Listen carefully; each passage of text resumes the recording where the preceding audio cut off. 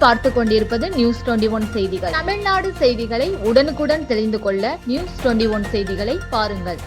திண்டுக்கல் மாவட்டம் பழனி பகுதியில் சேர்ந்த கல்லூரி மாணவர்கள் கடந்த 1997 முதல் 2000 வரை 25 ஆண்டுகளுக்கு முன்னர் கல்லூரியில் படித்த மாணவர்களின் சந்திப்பு பழனியில் உள்ள தனியார் மண்டபத்தில் நடைபெற்றது.